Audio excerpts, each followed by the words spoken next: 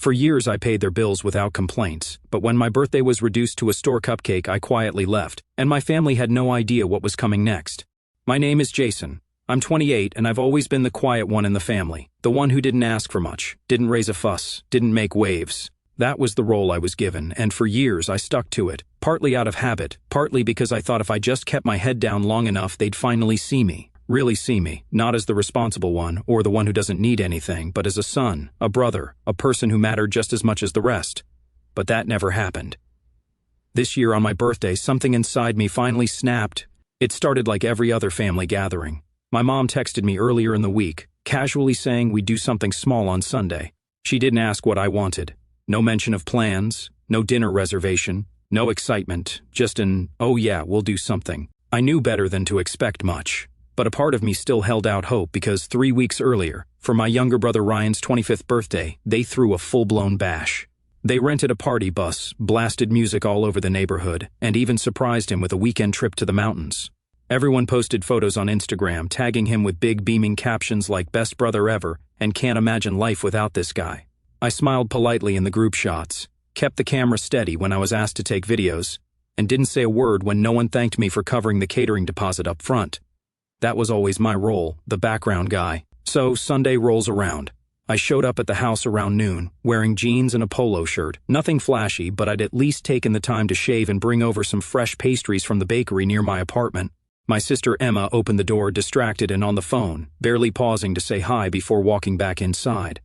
The living room was quiet. No balloons, no decorations, not even a happy birthday banner. Just my mom in the kitchen, pulling a single plastic-wrapped cupcake from the fridge and placing it on a paper plate. "There it is," she said with a tired smile, like she was offering me a rare treat. "You still like vanilla, right?" I stared at the cupcake. The frosting was already sliding off the top, and someone had jabbed a crooked candle into it. My dad came in from the garage holding a card, the kind you grab last minute from a drugstore. Already signed in different handwriting by everyone, from all of us. No note, no message, just a few names scrawled under a printed joke about aging. I didn't say anything right away. I didn't trust myself to. I just stood there, blinking back whatever this tight feeling in my throat was. It wasn't anger exactly. It was worse, like I'd spent years trying to be okay with being overlooked, and now I couldn't even fake it anymore. My dad clapped me on the shoulder. "Go ahead, make a wish, and hey, don't expect a parade. You're not a kid anymore." That did it. I looked up at him, then at my mom, who was busy scrolling through her phone like she hadn't even heard him. My brother was nowhere to be seen, probably still recovering from his birthday weekend. Emma had disappeared upstairs. I was alone in the kitchen, staring down at a cupcake no one even bothered to light properly. I blew out the candle without a word, picked up my bag and walked out the front door. No one stopped me. No one even asked where I was going. I got in my car, drove back to my apartment and sat in the parking lot for a solid 15 minutes before I could even move. It wasn't just about the cupcake. It wasn't just about this year. It was about every year. Every time I'd covered a bill without complaint, offered to help with moving, babysat nieces and nephews, driven 2 hours for holidays without asking for anything. Every time I'd made myself smaller, quieter, easier because I thought that's what family needed me to be. Later that night, after I checked into a hotel a few towns over, I finally looked at my phone. One text from Emma. It read, "Mom's crying. Where are you?" I stared at the message for a long time, thumbs hovering over the keyboard, wondering what I was supposed to feel. Guilt, regret, a sudden urge to rush back and fix things. Instead, I turned off my phone, closed my eyes, and for the first time in a long time, I let the silence settle in without apologizing for it. The next morning, I woke up early, not because I had to. There were no work calls, no family texts blowing up my phone yet, but because my body was still wired from the night before. I'd fallen asleep with that tight feeling still in my chest, the kind that doesn't really go away. It just dulls with time. The hotel room was quiet, generic beige walls, stiff sheets, the hum of the air conditioner. Sterile, impersonal, but weirdly comforting. No family photos, no passive-aggressive comments floating in from another room, just silence. I checked my phone, missed calls from Mom, one from Dad Bu Fushu Dewo, one from Dad, a few from Emma, nothing from Ryan. Of course I wasn't surprised. He probably didn't even know or care that I'd left. I didn't answer any of them, not yet. I needed space, time to think. For once, I wanted to sit with how I felt without having to explain it to anyone who'd already decided I was too sensitive or overreacting. Around noon, I went down to the hotel cafe, ordered a proper breakfast, eggs, toast, coffee that didn't come from a reheated pot, and brought my laptop with me. I started scrolling through my email and bank accounts. I wasn't just wasting time, I was planning. You see, here's what no one in my family really talked about. I had quietly become the financial backbone of that household, not because they were destitute, but because they were careless. My parents had made a series of bad investments in their late 50s and were quietly bailed out by me more times than I could count. When Emma went back to school, I helped pay for her tuition shortfall.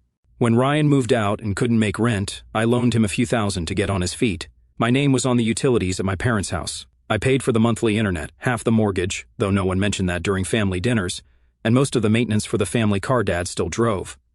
I did it because, at the time, it felt like the right thing to do. But what happened the day before made me realize something. They didn't just rely on me, they expected it. They thought of me as reliable, not generous, a wallet, not a person. And worst of all, they didn't respect me enough to even pretend otherwise. After breakfast, I made a list. I pulled up all the accounts where I was listed as the payer, co-owner, or financial backer. Then I started making calls and sending emails, slowly, methodically, calmly. The car insurance, canceled. I had a separate policy on my personal vehicle anyway. The house utilities, disconnected from my account. I scheduled it to end by the end of the billing cycle. No drama, just clean breaks. The bank account I shared with my mom, the one where I'd been depositing a monthly helping hand, closed. I transferred the remaining funds back to my personal savings and sent her a polite email letting her know I was no longer in a position to contribute. The family Netflix, Hulu, and every other subscription that magically charged my card every month without anyone saying thank you, gone. One click, log out of all devices. By the time I was done, I felt lighter. Not free yet, but lighter. Like I was finally shifting the weight I'd been carrying alone for years. I stayed at the hotel for 2 more days. In that time, Emma sent 3 more texts. One said, "Seriously, where are you? Mom's freaking out." Another just said, "This is childish." And then finally, "You know you hurt them, right?" That one made me pause. Not because it was true, but because it was exactly the problem. I hurt them. They couldn't even imagine I'd been hurt first. On the 3rd morning, I finally responded. Just one message. Asked Mom what she did for my birthday. 5 minutes later, Emma replied, "Jason, it's not a competition." I didn't answer. Instead, I drove back to my apartment. I wasn't hiding. I just didn't feel like being the one to show up first, tail between my legs, like I was supposed to apologize for finally drawing a boundary. That weekend, I didn't hear from anyone. But on Monday morning, I got a call from my dad. I let it go to voicemail. His message was short, clipped. "Jason, we need to talk. I think you're taking this too far. Your mother's really upset. We're family. Call me back." Family. That word used to mean something to me. Now it just sounded like a card they pulled out when things didn't go their way. I didn't call back. Later that afternoon, I got a knock at my door. I wasn't expecting anyone. When I looked through the peephole, I saw Ryan, backpack slung over one shoulder, looking like he hadn't slept in a day. "Open up, man," he said. "We need to talk." That was the moment things started shifting, slowly, uneasily, but definitely. I didn't open the door right away. I just stood there, staring through the peephole at Ryan like I was looking at a stranger. My little brother, golden boy, favorite child. The one who got the cheers, the weekends away, the surprise parties, the "we're so proud of you" speeches I never heard growing up. We were close once, or at least I thought we were, until I realized most of our closeness was me helping him, covering for him, picking up the slack so he could keep coasting. He'd never showed up at my door like this before, uninvited, unannounced, and definitely not when things got uncomfortable at home. "Jason," he said again, softer this time, "come on." I sighed and opened the door just enough to lean against the frame. "What do you want?" He gave a sheepish half-smile, like we were still kids and he'd just broken a window with a baseball. "Look, I didn't know it was that bad." I raised an eyebrow. Didn't know what was bad, that nobody could bother to plan more than a grocery store cupcake for my birthday, or that I was paying your rent 3 months ago while everyone else was busy throwing you a party bus bash? He shifted on his feet, trying to play it cool. "Okay, yeah, that was messed up, but, you didn't say anything." I almost laughed, not because it was funny, but because of how predictable it was. "Of course I didn't," I said. "You know why? Because I was raised in that house, taught that if I wanted attention, I was being dramatic. If I asked for anything, I was being selfish. And if I ever said, 'Hey, I feel left out,' I was told to stop making it about me." He didn't have a comeback, just looked down at his shoes and scratched the back of his neck. "I mean, yeah, that sounds about right. And you still let it happen," I added. "Every time. You knew. You had to know." He didn't deny it. "I didn't think it mattered to you," he finally said. "You always seemed like you were good, like you didn't care about that stuff." That hit harder than I expected. I was good at pretending, at swallowing things, at being the one no one had to worry about. But I was tired, so tired of being the solid one so everyone else could afford to fall apart. I opened the door fully, motioned for him to come in. We sat on the couch and I waited, let the silence hang. I wanted him to feel it, the weight I carried in every one of those silences he'd never noticed before. "So, now what?" he finally asked, picking at a loose string on his sleeve. "You cutting everyone off?" I shrugged, not out of spite. "I'm done being used." He gave a bitter laugh. "You think they'll even notice?" "I know they will," I said. "Mom's already crying, remember, sheepishly. She's a mess. Keeps saying she didn't mean for things to be unfair. Funny how she only says that now." Ryan looked up at me then, really looked, not like a little brother to an older one, but like a guy who just realized someone he'd taken for granted had lines he didn't know not to cross. "What do you want me to do?" he asked. Like, "I can't fix all of it, but tell me what you need." It was a rare moment of humility from him. I believed it, mostly, but I also knew this wasn't just about me. It was about the entire house of cards my parents had built, with me as the foundation.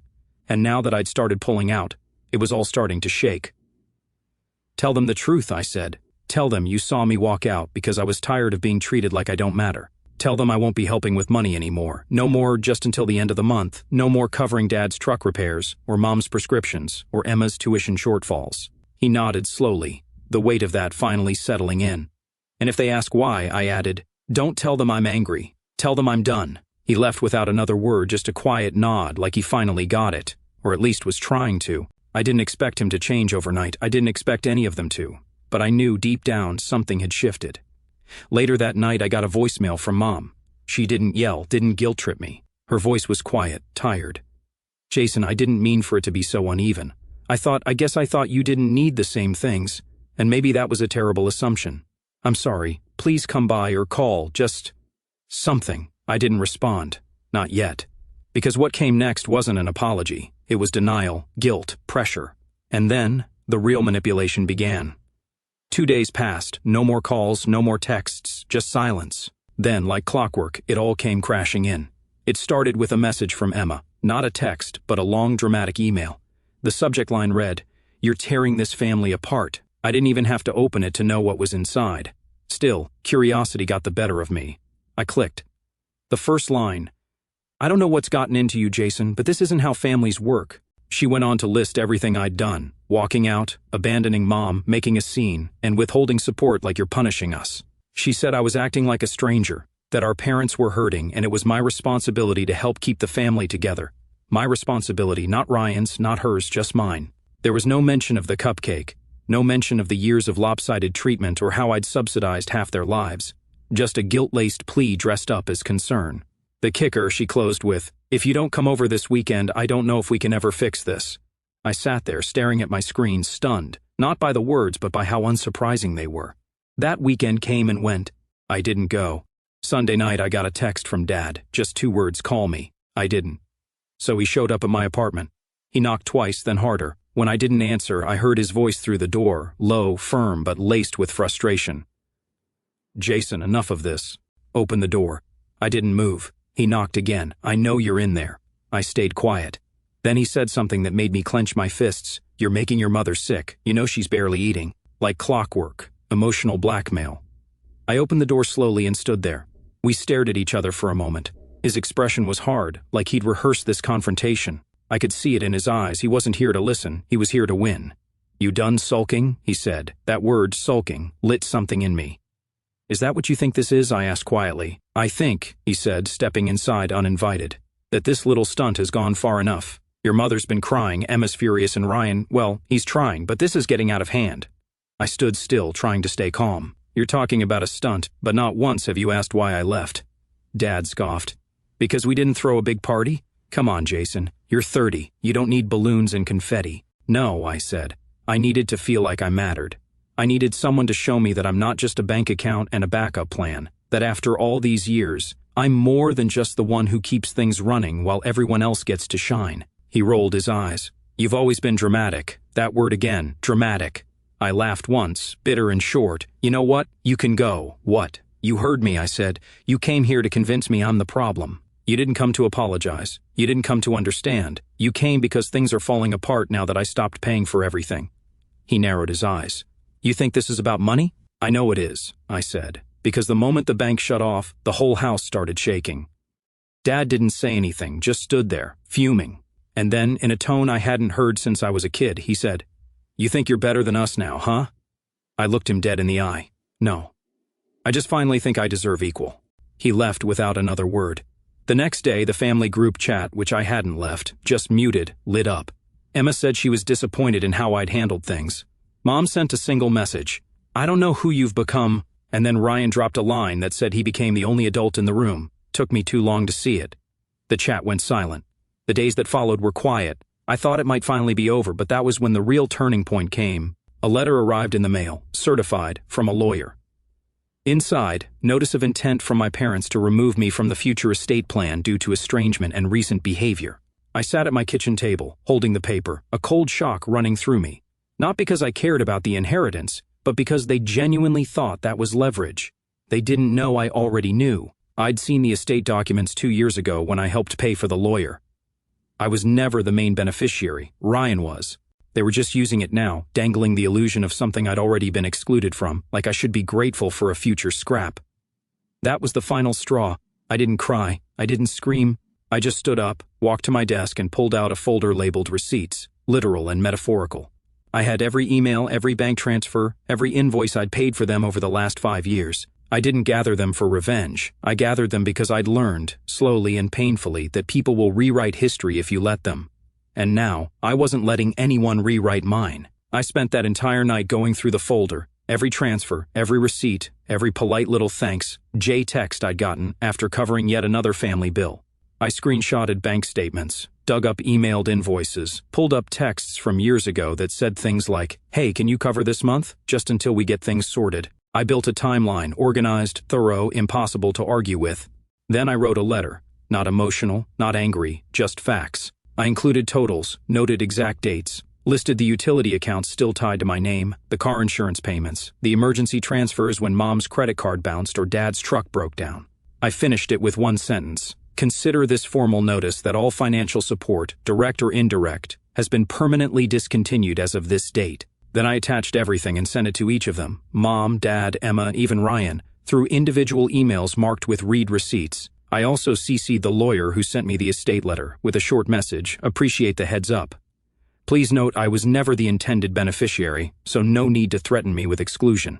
I'm not interested in scraps. I've been the one subsidizing the empire." Less than an hour later, my phone rang. It was Emma. I let it go to voicemail.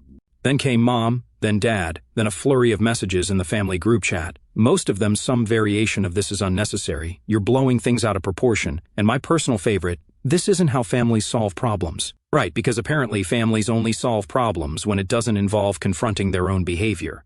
Then Ryan texted me privately. I read it all. I didn't know it was that much. I responded simply, "Now you do." He didn't reply, but I noticed he left the group chat later that night. The following weekend, I got a call from my aunt, Mom's sister. I hadn't spoken to her in years, mostly because we only saw each other during holidays, and she lived out of state. But she'd seen the ripple effect, heard the family's version of the story, then saw my email, which Mom had forwarded to the extended family with a dramatic caption, "Look what Jason's turned into." "I wanted to hear it from you," my aunt said over the phone. So I told her everything, slowly, calmly. I didn't exaggerate, didn't try to spin it, just laid it out like a story I'd finally decided was worth telling. When I was done, she let out a long breath. "I always wondered why they leaned on you so much," she said, "but I figured it was mutual. I didn't realize they never gave you anything back." That was the first time I heard someone in the family say it. She didn't offer a solution, didn't try to fix it, just validated it. That alone meant more to me than any fake birthday celebration. In the weeks that followed, things changed, but not in the way sitcoms promise. There was no big family reunion, no heartfelt apology in the rain, no group hug in the driveway while dramatic music played. Instead, the silence grew longer, heavier, and somehow more peaceful. Mom tried reaching out a few more times. She even sent a letter in the mail, handwritten, pages long. It rambled, half apology, half guilt trip. She said she never realized how much I did, that she thought I didn't mind, that she wasn't perfect but always had good intentions. And I believe that. I did. But I also believe that good intentions don't excuse years of selective blindness. So I wrote back, "I don't hate you. I'm not trying to hurt anyone, but I won't pretend anymore. I'm not the unbreakable one, and I never should have had to be. I'm okay with space if that's what it takes for people to see me clearly." She didn't respond. I saw Emma once, months later, at a mutual friend's wedding. She walked up stiffly, held a drink like a shield, and said, "You look good." "You too," I replied. We stood in silence for a beat. Then she said, "Ryan's been different, more grounded. I think seeing the numbers finally shook him." I nodded. "I didn't mean for things to get so cold," she added.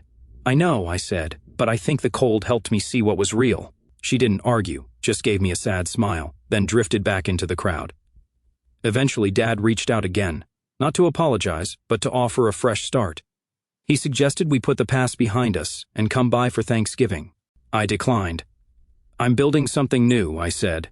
"Maybe someday we can meet in the middle, but not yet." Because here's the thing. He wasn't offering reconciliation. He was offering a reset on their terms, the kind where no one talks about what happened, and everything goes back to normal. But I didn't want normal. I wanted honest, and I learned that people who aren't willing to talk about the hurt aren't ready to rebuild trust.